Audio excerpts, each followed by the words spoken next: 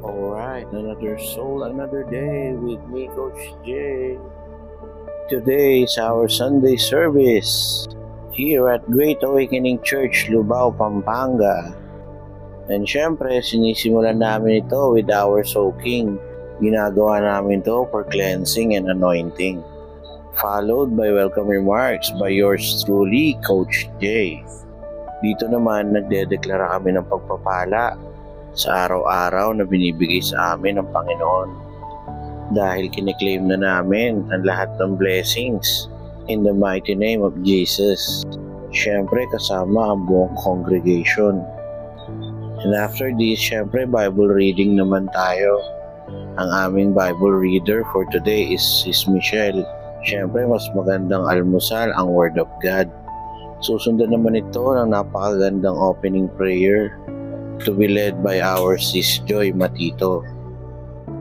At dito pa lang sa aming panalangin, ramdam na namin ang presensya ng Panginoon and we claim victory para sa gawain ito. After ng opening prayer, dito na magsisimula ang praise and worship. Sinisimulan ito sa dalawang joyful songs at ang lineup namin ngayon ay wala nang maidaragdag at papuri kay Yahweh. Sa mga oras na to ay nagsisimula ng sumayaw ang mga tao. Nililid sila ng aming dance team at ang kanilang leader ay si Sis Rain. At syempre, after ng joyful, meron din kaming dalawang solemn na songs.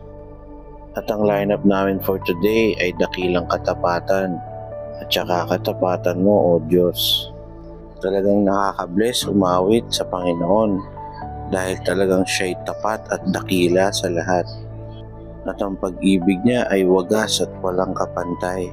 Kaya't nararapat lang na awitan siya at purihin.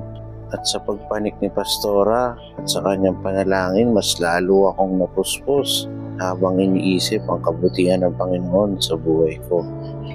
At ayan na nga, hindi lang ako nakaramdam nito. Meron po nagpatotoo sa aming brethren kung gaano kabuti ang Panginoon sa buhay niya. Siya yung mother ni Sis Joy, and after the testimony, preaching na. Jeremiah 33 verse 3. Basa po. Naalala ko, nangako pala ako sa inyo for a daily devotion. So guys, gamitin natin yung Jeremiah 33:3. Sa Tagalog, kung mananalangin ka sa akin, kung mananalangin kayo sa Panginoon, kay Yahweh, sa Diyos,